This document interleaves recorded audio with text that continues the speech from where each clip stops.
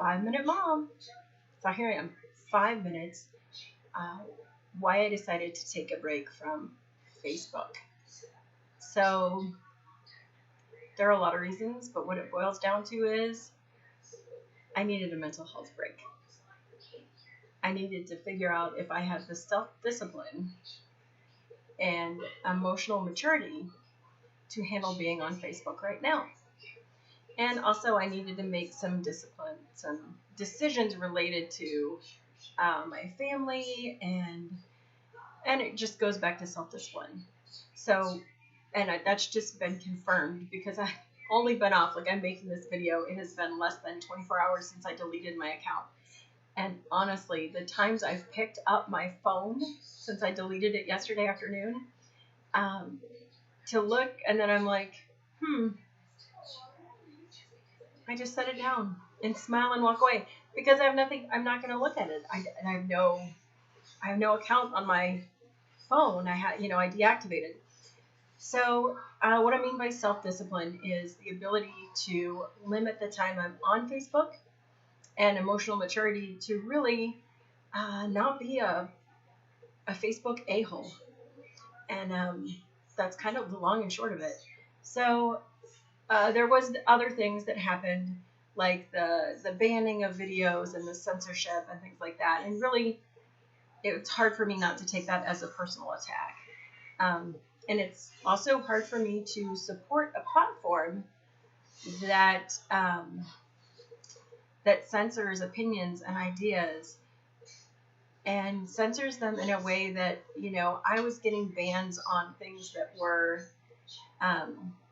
the flag would go up, the picture would be covered, and it would say this has been flagged as false or misinformation.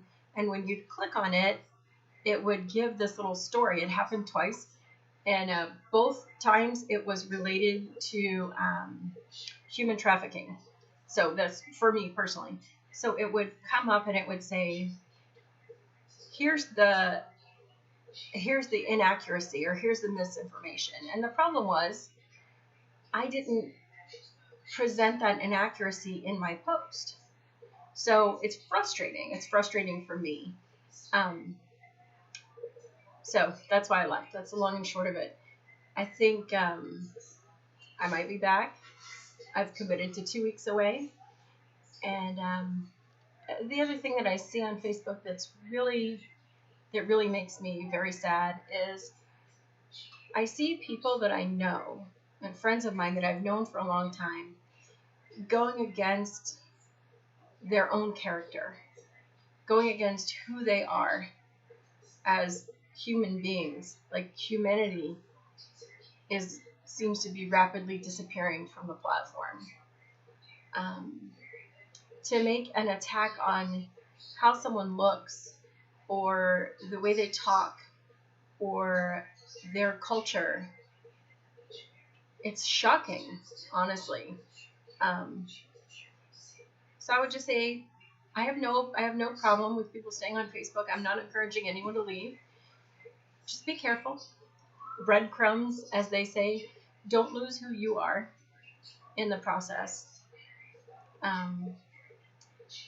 I don't think an election is going to fix this. I think right now we're being played by both sides politically, super, being played by the media. So that's where I'm at with it. So I have to take a lot of steps back to look at it and say, oh, we're at the point where I think most of the American people agree on foundational beliefs of how human beings should be treated, the vision, the hope we have for our country. I think most of us agree on that. And I think we all have to hold each other and ourselves, especially ourselves, accountable to have emotional maturity and to be able to hear people out on opinions, and to not have the mindset that I'm going to make someone see things my way, but instead, what is this person trying to say to me? When I see a post or I see something, what's at the very bottom level of what they're trying to say. But it is really disheartening for me to see so many people on both sides, because everybody's taking sides. Not everyone, a lot of people on both sides making personal attacks on people, that everything goes back to politics. Everyone goes back to November 2020. Everything rides on this election. We have to do this. We have to do that. An election is not going to solve the problems.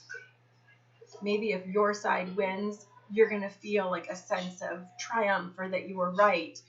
Or if your side doesn't win, you're going to feel that sense of panic or fear.